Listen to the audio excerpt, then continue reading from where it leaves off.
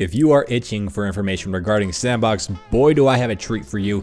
It has been a minute since my last video and we have got lots of stuff to share. There's been a new blog post, there's been a bunch of stuff shared on the forums and the Discord, a bunch of videos and screenshots to go over. Holy shit, it's 2021 and Donald Trump is no longer in office. Oh my god, there's so much stuff going on. I moved out of my apartment, I bought a home gym, I basically changed my life completely. That's kind of why I've been MIA for a little while here, but we're back.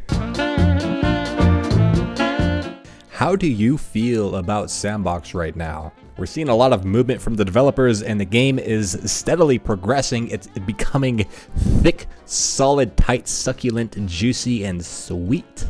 So how do you feel about this? Are you guys looking forward to S&box? Are you excited? I'm excited. So I spent a few hours analyzing all the information that's been released, and I'm going to give you guys a clear focus of everything that's been going on.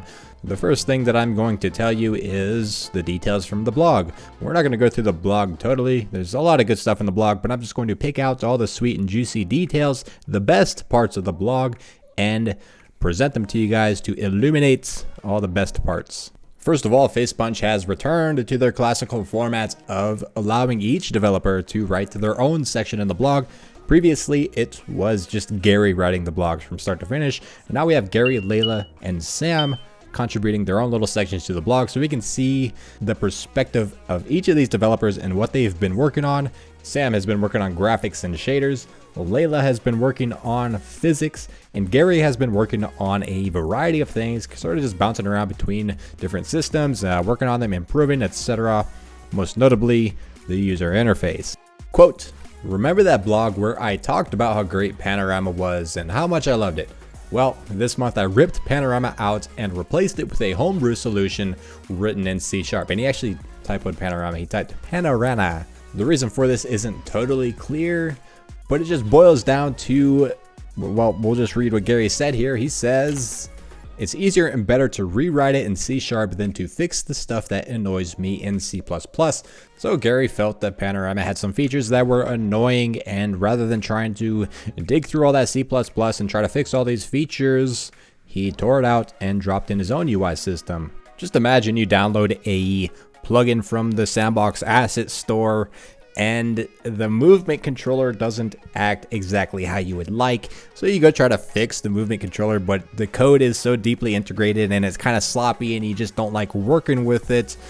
So you just tear it out completely and write your own movement controller from scratch." I was kind of hoping that sharing the perspective of a modder / server owner from their point of view might help understand Garry's reasoning as to tearing out Panorama.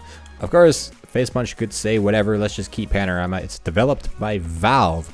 Obviously, it's going to be good software, but just because it's developed by Valve and it's awesome doesn't mean it's awesome for everybody. Everybody's got their own unique little ways of doing things. If things don't match that way of doing things, sometimes it's easier to just get rid of it and do it yourself. Let's take a look at what Sam has been working on. Sam is the graphics programmer, so he's been working on some shader stuff. So let's see what he wrote. Whoa, that's a lot of stuff. Okay, so I'm going to pick out the juicy details from this and try to explain them in a way that everybody can understand. So bear with me here. And I'm going to come clean with you guys. I don't know anything about graphics programming. I'm not a shader guy. That's one thing that I usually avoid when I do programming and when I make games. I don't usually avoid it. I always avoid it. It's not really my thing, so I'm going to do my best here. Shaders are basically little programs that tell a computer how to render a 3D scene. Generally, shaders are compiled and baked into a game, and from what I gather, they are quite difficult to make it possible to create shaders at runtime or load shaders at runtime. So lucky us, we've got Sam working for Facepunch. I guess that's where my brain was going, Facepunch. We've got Sam working for Facepunch doing the shader stuff, and he's basically given us a way to create shaders for our plugins. So if you're wondering what exactly a shader does, well, Just imagine for a moment that you are a counter-terrorist in CSGO and you are holding A sites and you're expecting some bad guys to come around A long here soon. You know there's some bad guys coming from your recon intelligence and they're going to come blow up this location, but this location is very valuable and you guys don't want it to be blown up, so the FBI sent some counter-terrorists to hold the site and kill these terrorists that are coming to blow the shit up. And a terrorist rounds the corner, fires his AK-47, dink. You're laying in the dirt dying, and you can feel the dust, the dusty wind just blowing in your face. It's kind of choking up your lungs a little bit, and you look up at the sun. You're laying on your back, and the sun is just melting your face, and basically, well, then you die. Well, basically what I'm trying to get at is shaders are used to render a scene, and they create the details and the visuals. They're used to create particle effects like the dust and the bloom from the sun. You look at the sun and it's kind of blinding. There's some lens flare. Shaders basically are used to render all of this stuff. They are instructions for the computer on how to render all of this stuff. And they don't always have to be realistic as I described. You can modify a shader. Say you want to make the sun purple. You can do that, no problem. Or say you want to add some sort of post-processing effect that turns your entire world into like some retro scene from like the 70s or 80s on a CRT monitor. You can do that. Basically, you can tell the computer how to render stuff and get really creative and do some weird shit to make some cool shit. On to the next one. We gave Sam a nice little section of video there. What was that, like 2 minutes long? God damn. I hope you guys enjoyed that. So the next section is by Layla. Layla's been working on physics constraints.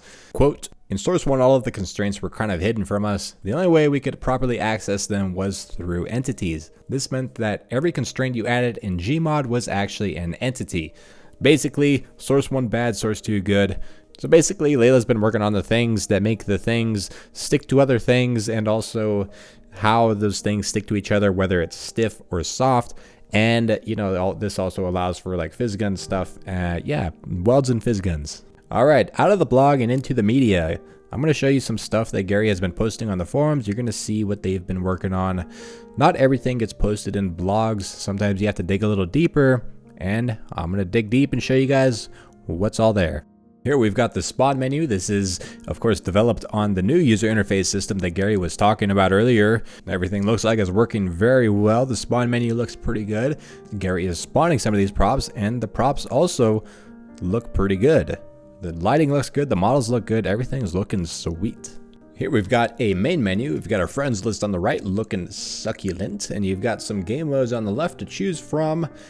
Some buttons on top. You can join Garry's list and server. Of course, this is a conceptual / prototype / programmer / unfinished / probably not going to be the final main menu. But at least we can check it out and see what's going on internally at Face Punch. Of course, that's what this is all about. That's what we're all here for. God damn it. And what we've got here is something that Sam has been working on. Sam, the shader / graphics programmer, he's been implementing ambient occlusion proxies. From what I gather, AO proxies is to implement ambient occlusion for dynamic models or models that move around. So if you take a look at the video here, you'll see that when the player gets close to the wall, there is a little darkness on the wall. It's not exactly shadows from lighting, it is just ambient occlusion. Now in this video, we've got player data. Player data can be networked across to all the other players, and it can be created custom to each game mode. In this example, we have a scoreboard. The player data that we need to save and network are player kills and player deaths, so they can be rendered and in sync on the scoreboard across all clients in the game. Another example of player data in a custom game mode might be a zombie survival game and how many cans of tuna you own, or how big your backpack is or something. You know, just data that can be networked and synchronized between the server and all the clients. All right, I don't know how long I've been recording this video. I've been talking into a microphone for quite some time now. I hope you guys enjoyed the video. Hit the like button, make sure you subscribe as well. If you're not subscribed, please do. Hit the like button, leave a comment. Let me know what you guys think, how you feel about all these updates, and what you see yourself doing in S&box when the game releases. Are you going to be creating mods? Are you going to be playing the game? Will you be just talking, socializing, and hanging out? What do you see yourself doing? All right, thank you guys for watching. If you made it this far in the video, I checked my analytics and only about, I don't know how many people make it this far in the video, but I think it's only about 30%. So if you're part of the 30% who made it this far in the video, you're the freaking best. Thank you for watching. I'll see you in the next one.